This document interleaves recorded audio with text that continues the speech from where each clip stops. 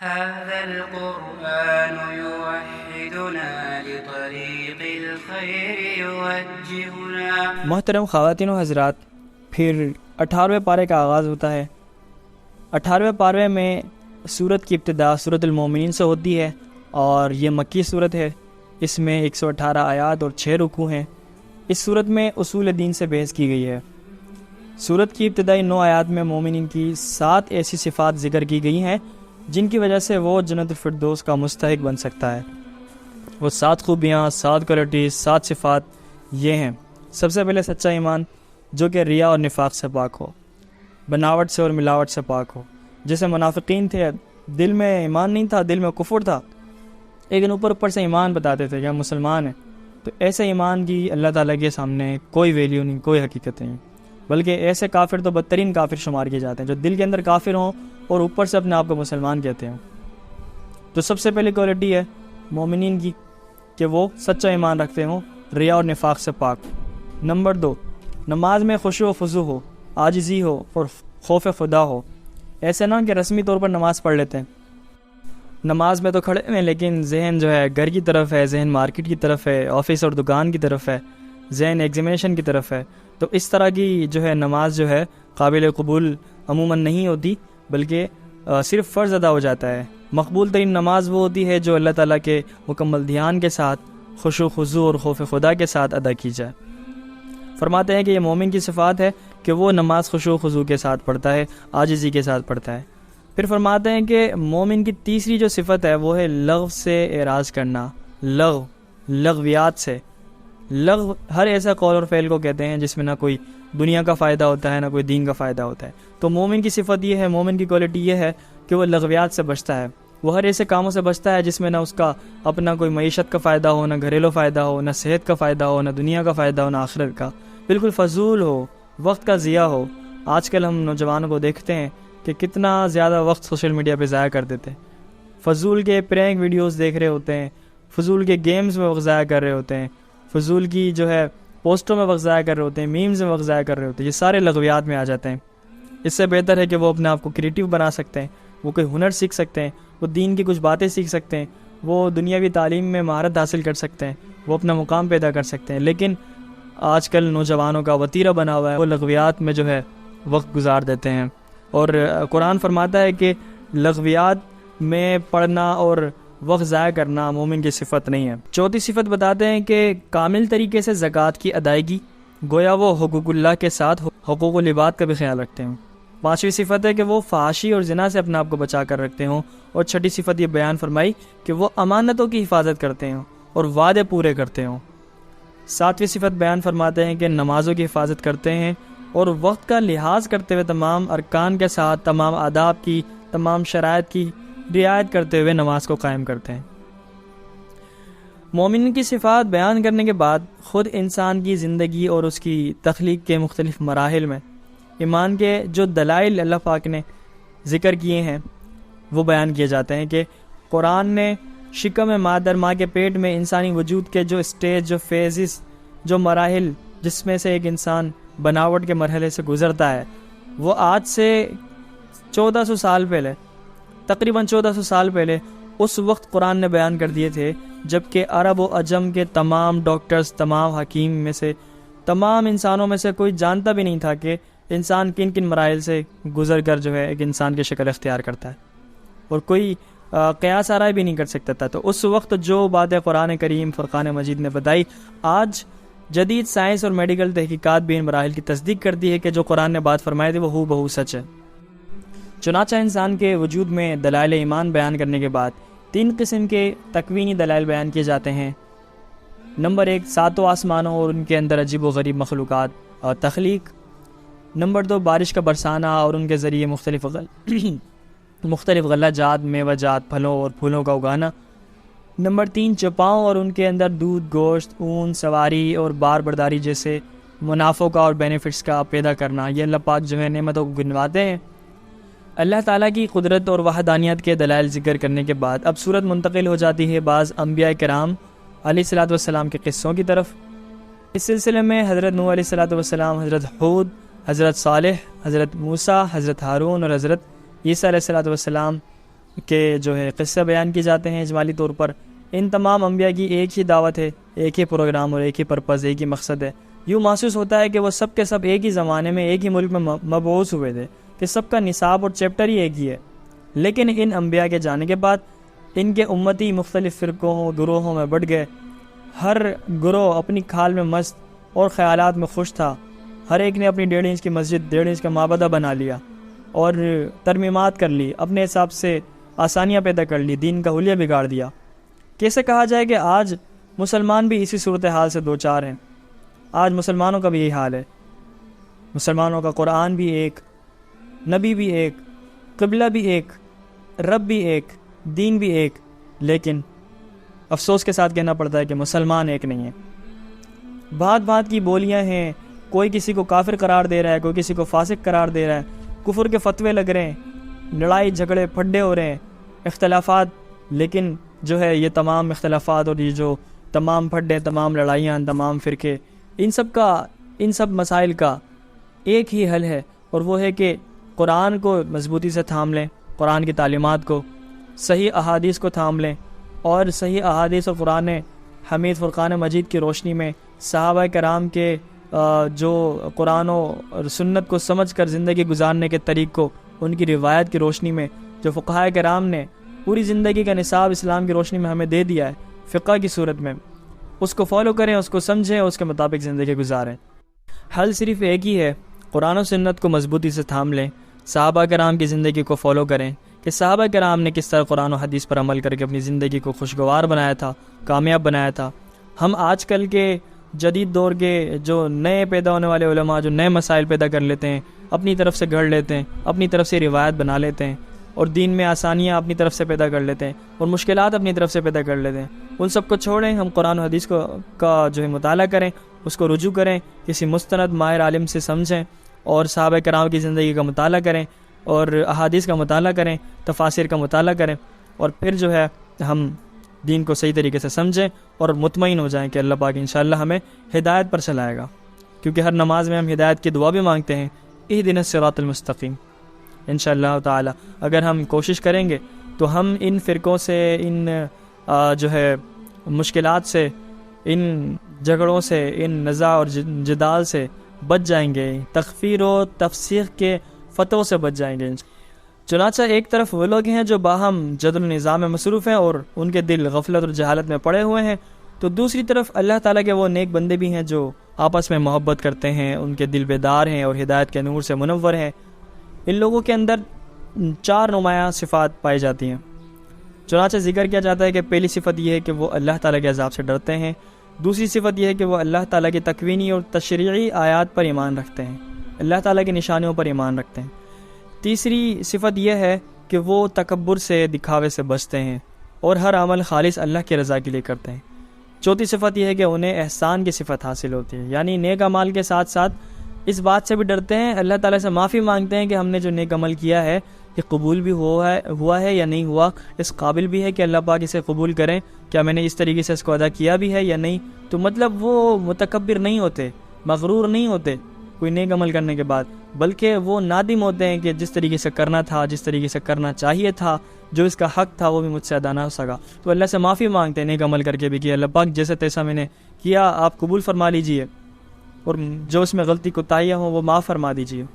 اس کو کہتے ہیں احسان. مومن کی صفت ہے کہ وہ احسان کی صفت سے متصف ہوتا ہے. چنانچہ ان مخلص مومنوں کے مقابلے میں پھر ان بدنصیبیوں کا بھی ذکر ہے جو قرآن اور صاحب قرآن کا مذاق اڑاتے ہیں. اس کے استہزاء اور سرکشی کے 3 بڑے اسباب قرآن نے بیان کیے ہیں. پہلا یہ کہ وہ اپنی عقلوں کو استعمال نہیں کرتے، بلکہ قرآن میں غور و تدبر کیے بغیر استہزاء اور انکار کرنے لگتے ہیں. دوسرا یہ کہ وہ محض ضد اور عناد اور ڈھیٹ پن کی بنیاد پر اللہ کے رسول کو جھٹلاتے ہیں، حالانکہ ان کا خود دل بھی کہتا ہے کہ آپ سے ہم سچے رسول ہیں، لیکن ضد اور عناد کی وجہ سے وہ انکار کرتے ہیں. ورنہ ایسا نہیں ہے کہ وہ آپ کو نہ جانتے ہوں، وہ تو آپ کی صداقت اور امانت، حسب نسب، شخصیت کو خوب اچھی طرح جانتے ہیں. انہیں معلوم ہے کہ آپ صلی اللہ علیہ وسلم ہرگز جھوٹ نہیں بول سکتے اور جھوٹ نہیں بولتے. تیسرا سبب سوالی انداز میں بیان کیا جاتا ہے کہ کیا انہیں محمد صلی اللہ علیہ وسلم میں معاذ اللہ کوئی جنون کے اثر دکھائی دیتے ہیں، پاگل پن کے اثر دکھائی دیتے ہیں؟ یقیناً ان میں سے بعض آپ کی طرف جنون کی نسبت کرتے تھے، لیکن ان کی تکذیب اور جھٹلانے کا اصلی سبب اور ریزن یہ نہیں ہے کہ وہ آپ کو معاذ اللہ مجنون سمجھتے ہیں، بلکہ حقیقی سبب اور ریزن یہ ہے کہ وہ حق بات کو ناپسند کرتے ہیں، وہ گمراہی پر مطمئن ہو چکے ہیں اور حق کو اپنی خواہشات کے تابع دیکھنا چاہتے ہیں۔ وہ اپنی خواہشات کو چھوڑنا نہیں چاہتے، وہ اپنی واوا گیری اور اپنی دنیاوی عیاشیوں کو چھوڑنا نہیں چاہتے۔ حالانکہ اگر حق ان کی خواہشات کے تابع ہوتا تو نظام کائنات میں خلل واقع ہو جاتا۔ توحید کے اسباب اور شرک کی تردید کے بعد سورت کے اختتام پر بتایا جاتا ہے کہ قیامت کے دن انسان دو فرقوں میں تقسیم کیے جائیں گے، سعداء نیک بخت اور اشقیاء یعنی بدبخت۔ سعداء کا اعمال نامہ بھاری ہوگا اور اشقیاء کا اعمال نامہ بہت ہلکا پھلکا ہوگا۔ وہاں تعلقات، پرچیاں، رشوتیں کام نہیں آئیں گی، کوئی کسی کے کام نہیں آنے والا۔ کفار دنیا میں لوٹنے کی تمنا کریں گے، کاش ہم دو واپس لوٹا دیے جائیں، کاش ہم دوبارہ سے پیدا کر دیے جائیں، پھر ہم تو کبھی بھی نافرمانی نہ کریں، ہم ایک لمحے بھی اللہ کی نافرمانی نہ کریں، پوری زندگی ہم عبادتوں میں گزار دیں، ایمانی کیفیات میں گزار دیں، روزوں اور حج میں گزار دیں، ہم کبھی بھی گمراہی اور فسق و فجور میں مبتلا نہ ہوں۔ لیکن اس وقت ان کی اس خواہش کا کوئی فائدہ نہیں ہونے والا ہوگا، ان کی تمنا پوری نہیں کی جائے گی۔ انہیں یاد کرایا جائے گا کہ ان کو کتنی بار نبی بھیج کر اور اولیاء کے ذریعے، انبیاء کے ذریعے، صحابہ کرام کے ذریعے دین کا سبق پہنچایا تھا، دین کی تبلیغ کی گئی تھی، لیکن وہ مذاق اڑایا کرتے تھے۔ وہ اپنی عارضی زندگی کو سب کچھ سمجھ لیتے تھے، وہ سمجھتے تھے کہ ہم نے ہمیشہ زندہ رہنا ہے، لیکن ان میں سے کوئی بھی کسی وقت بھی اپنی زندگی سے ہاتھ دھو بیٹھتا اور اس کا حساب کتاب شروع ہو جاتا، اس کے دنیا کا چیپٹر کلوز ہو جاتا اور آخرت کا چیپٹر اوپن ہو جاتا۔ اب اگر کسی کی وفات، کسی کا انتقال کفر کی حالت میں ہوا ہے، بس اللہ تعالیٰ اس کو ہمیشہ ہمیشہ ہمیشہ کے لیے جہنم میں جلائے گا۔ اور جس کا خوش قسمتی سے ایمان پر، کلمے پر انتقال ہوا ہے، ایمان کی حالت میں انتقال ہوا ہے، وہ اپنے گناہوں کی وجہ سے، اپنے بد کردار کی وجہ سے اور اپنی کوتاہی اور غفلت کی وجہ سے عذاب تو سہے گا، لیکن ایمان کی وجہ سے آخرکار تمام حساب کتاب مکمل ہونے کے بعد، سزا پوری ہونے کے بعد، ایمان کی وجہ سے آخرکار جنت میں ضرور جائے گا۔ چنانچہ قرآن فرماتا ہے کہ کافروں کو یاد کرایا جائے گا، جب یہ تمنا کریں گے دنیا میں لوٹنے کی تو انہیں یاد کرایا جائے گا کہ وہ اہل ایمان کا دنیا میں مذاق اڑایا کرتے تھے کہ یہ قدامت پرست ہیں، یہ پتھر کے زمانے کے لوگ ہیں، یہ مطلب ترقی کے دشمن ہیں، یہ فلاں ہیں، یہ فلاں ہیں، مذاق اڑایا کرتے تھے۔ آج ان کے لیے خسارے کے سوا کچھ نہیں ہوگا۔ پھر ان سے پوچھا جائے گا کہ تم زمین میں کتنے برس رہے؟ وہ کہیں گے کہ ہم 1 روز یا اس سے بھی کم وقت رہے۔ شمار کرنے والوں سے پوچھ لیجئے، اللہ فرمائے گا کہ وہاں تم بہت ہی کم رہے، کاش تم جانتے ہوتے۔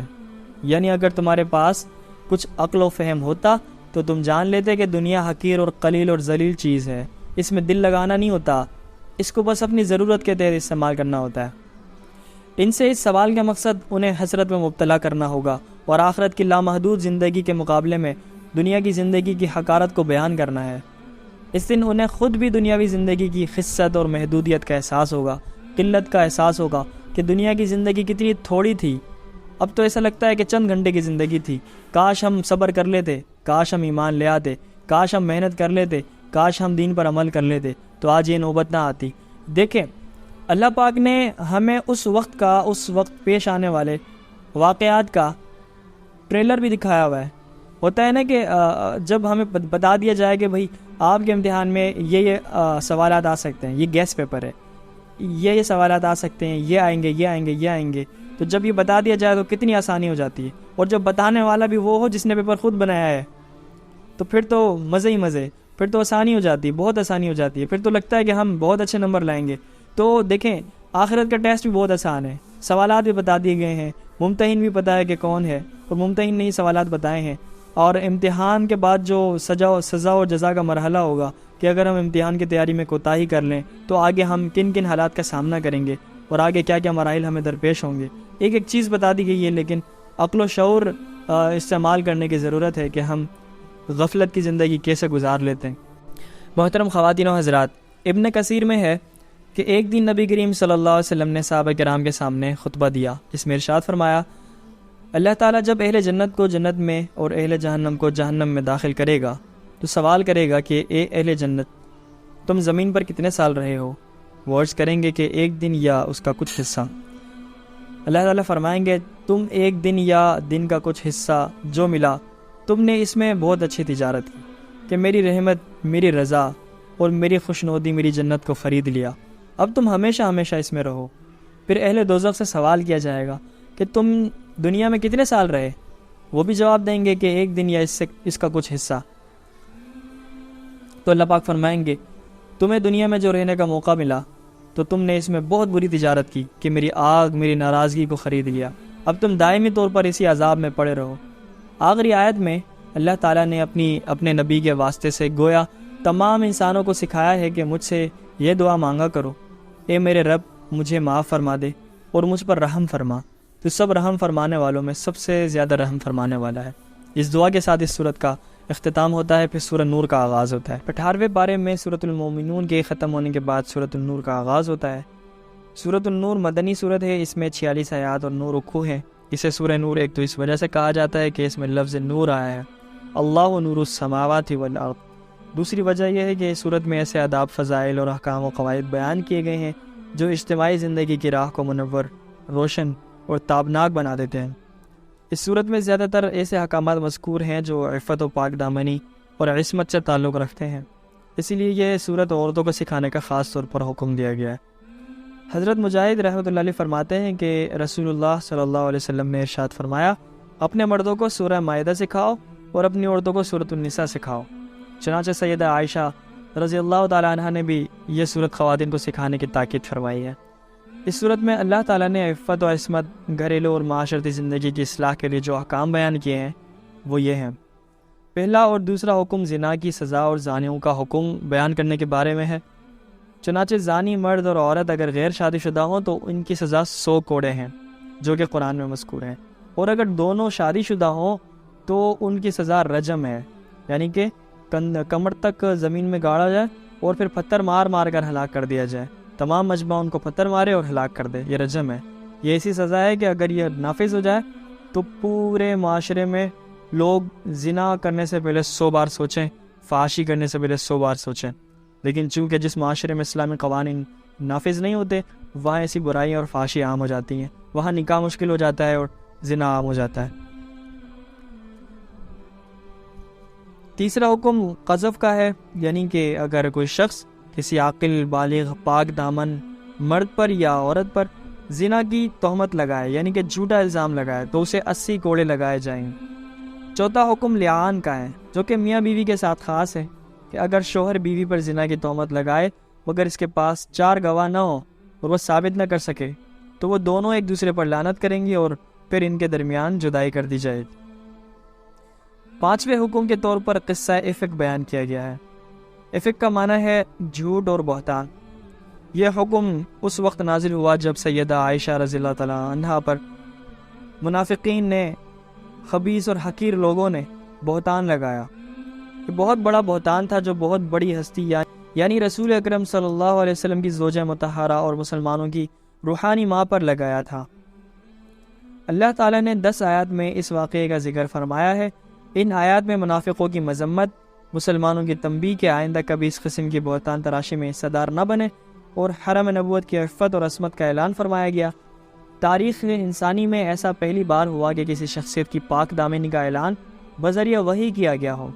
اسے حضرت عائشہ رضی اللہ تعالیٰ عنہ کی خصوصیات میں شمار کیا جاتا ہے۔ چھٹا حکم گھر میں داخل ہونے کی اجازت اور آداب کے بارے میں ہے۔ فرمایا گیا کہ کسی کے گھر میں بلا اجازت داخل نہ ہوا کرو، مستحب یہ ہے کہ اجازت سے قبل سلام کر لیا کرو، اور آپ صلی اللہ علیہ وسلم نے اس کی تشریح کرتے ہوئے فرمایا کہ 3 بار اجازت لی جائے، 3 بار دروازہ کھٹکھٹایا جائے، 3 بار بھی نہ سنا جائے تو پھر دوبارہ نہ کھٹکھٹایا جائے، دوبارہ تکلیف نہ دی جائے، واپس ہو لیا جائے۔ 7واں حکم ایمان والے مردوں اور ایمان والی عورتوں کو یہ دیا گیا ہے تو وہ اپنی نظریں جھکا کر رکھیں، وہ اپنی شرمگاہوں کی حفاظت کریں۔ عورتوں کو اپنے شوہروں، اپنے والد، اپنے سسر، اپنے حقیقی بیٹوں، شوہر کے بیٹوں، بھائیوں، بھتیجوں، بھانجوں، عورتوں، لونڈیوں اور ان طفیلی مردوں جو عورتوں کی طرف توجہ نہ رکھتے ہوں، اسی طرح ان بچوں کے سامنے جو خواتین کے پردے کی باتوں سے واقف نہ ہو، اپنی زینت ظاہر کرنے کی اجازت دی گئی ہے، یعنی کہ ان کے سامنے پردہ ضروری نہیں ہے، ان کے علاوہ کسی کے سامنے اپنی زینت ظاہر کرنے کی اجازت نہیں یعنی شرعی پردہ لازم ہے۔ 8واں حکم یہ دیا گیا کہ ایسے آزاد مرد اور عورتیں یا غلام جو حقوق زوجیت ادا کر سکتے ہوں ان کا نکاح کروا دو۔ یوں ہی لونڈیوں کے نکاح کی بھی ترغیب دی گئی۔ اصل میں اسلام لونڈی کہتے ہیں کنیز کو، لونڈی کہتے ہیں کنیز کو، یعنی کہ ایک ہوتا ہے نوکر اور فیمیل نوکرانی، اور جو غلام ہوتا ہے فیمیل غلام کو لونڈی کہتے ہیں۔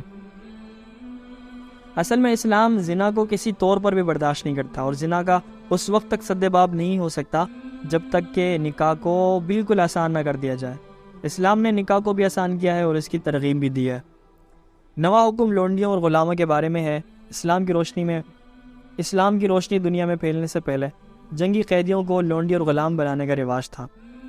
اچھا، لونڈی اور غلام ایسے ہوتے ہیں کہ مسلمانوں نے کسی ملک میں جہاد کیا، جنگ کی، یا کسی ملک کے لوگوں نے اور ان کی فوج نے مسلمانوں پر حملہ کر دیا اور مسلمان فتح یاب ہو گئے، مسلمان جیت گئے اور کافروں کو، دشمنوں کو شکست ہو گئی۔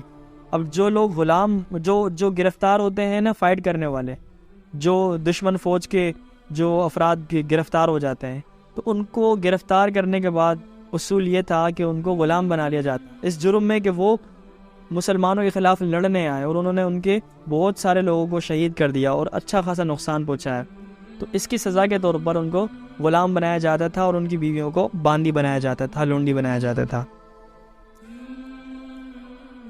لونڈی اور غلام بنانے کا یہ کانسیپٹ نہیں ہے کہ مسلمان کسی بھی ملک میں چلے گئے، فتح حاصل کر لی اور پھر وہاں کسی کو بھی غلام بنا لیا، اور کسی بھی گھر میں جو ہے وہ چلے گئے اور عورتوں کو گرفتار کر لیا اور لونڈی بنا لیا، اور کسی بھی مرد کو گرفتار کر لیا اور غلام بنا لیا۔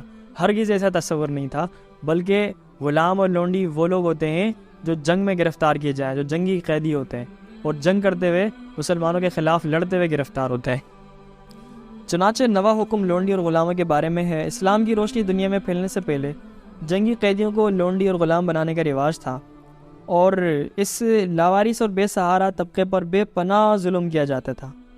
اسلام نے اس رواج میں انقلابی اصلاحات کی، ان پر ظلم کا دروازہ قطعی طور پر بند کر دیا، دوسرے انسانوں کی طرح ان کے بھی حقوق مقرر کیے، انہیں آزاد کرنا اللہ کی رضا کا سبب بتایا، مختلف گناہوں کے کفارے کے طور پر بھی انہیں آزاد کرنے کا حکم دیا۔ ایک اہم ہدایت یہ کی کہ جو غلام یا لونڈی کچھ روپیہ پیسہ ادا کر کے اپنی آزادی حاصل کرنا چاہے تو ان کے ساتھ یہ معاہدہ کر لیا کرو، اور ان کے ساتھ یہ معاہدہ کر کے ایگریمنٹ کر کے ان کو آزاد کر دیا کرو۔ اس معاہدے کی اصطلاح کو، اس ایگریمنٹ کو مکاتبت کہا جاتا ہے۔ 10واں حکم اصل میں زمانہ جاہلیت کے قطعی حرام ذریعہ معاش کی تردید کے لیے ہے۔ نزول قرآن سے قبل بعض ظلم پیشہ اور حریص لوگوں نے لونڈیاں رکھی ہوئی تھی جنہیں اجرت کے بدلے زنا پر مجبور کرتے تھے۔ عبداللہ بن ابی جیسا چودھری منافق، جسے آن حضرت صلی اللہ علیہ وسلم کے ہجرت مدینہ سے پہلے مدینہ کا بے تاج بادشاہ بنانے کی تیاریاں مکمل ہو چکی تھی، اس نے بھی ایسی لونڈیاں پال رکھی تھی۔ یہاں ایسا کرنے سے منع کیا گیا، اس کا یہ مطلب ہرگز نہیں کہ اگر وہ بخوشی زنا پر آمادہ ہو تو بھی جائز ہے۔ ناجائز اور حرام تو دونوں صورتوں میں ہے۔ بتانا یہ مقصود ہے کہ جب وہ لونڈی ہونے کے باوجود اس فعل سے نفرت کرتی ہیں تو تم جو کہ آزاد ہو تمہیں بطریق اولا اس فعل سے نفرت کرنی چاہیے۔ یہ 10 احکام و آداب بیان کرنے کے بعد عقیدہ و ایمان اور نور حق کا بیان ہے، جس کے ذریعے اللہ تعالیٰ مخلوق کو ہدایت دیتا ہے۔ بات کو واضح کرنے کے لیے یہاں 3 مثالیں ذکر کی جاتی ہیں، اور یہ قرآن کا ایک خاص انداز ہے کہ وہ معنی کی وضاحت کے لیے حسی مثالیں پیش کیا کرتا ہے۔ ان میں سے پہلی مثال اہل یقین و ایمان کے لیے ہے، دوسری اور تیسری مثال اہل باطل کے لیے ہے۔ پہلی مثال میں مومن کے دل میں جو نور ہوتا ہے اسے اس چراغ کے نور کے ساتھ تشبیہ دی گئی ہے جو صاف شفاف شیشے سے بنی ہوئی کسی قندیل میں ہو، اور اس قندیل کو کسی تاقچے میں رکھ دیا جائے تاکہ اس کا نور معین جہت میں ہی رہے جہاں اس کی ضرورت ہے۔ اس چراغ میں جو تیل استعمال ہوا ہے وہ تیل زیتون کے مخصوص درخت سے حاصل شدہ ہے۔ اس تیل میں ایسی چمک ہے کہ بغیر آگ دکھائے ہی چمکتا دکھائی دیتا ہے۔ یہی حال مومن کے دل کا ہے کہ وہ حصول علم سے قبل ہی ہدایت پر عمل پیرا ہوتا ہے، پھر جب وہ علم آ جائے نور اعلیٰ نور کی صورت پیدا ہو جاتی ہے۔ یحییٰ بن سلام رحمہ اللہ کا قول ہے کہ مومن کا دل حق کو بیان کیے جانے سے پہلے ہی حق کو پہچان رہا ہوتا ہے، کیونکہ اس کا دل پہلے ہی حق کے موافق ہوتا ہے۔ اہل باطل کے لیے جو 2 مثالیں بیان فرمائیں ان میں سے پہلی مثال ان کے اعمال کی ہے جنہیں وہ اچھا سمجھتے ہیں۔ چنانچہ ارشاد ہوتا ہے کہ ان کے اعمال کی مثال سراب جیسی ہے، جیسے پیاسا شخص دور دور سے سراب کو پانی سمجھ بیٹھتا ہے، ریگستان میں اس کو دور سے پانی نظر آ رہا ہوتا ہے، لیکن چونکہ جب وہ قریب آتا ہے تو وہاں پانی کا نام و نشان نہیں ہوتا، ایک دھوکہ ہوتا ہے۔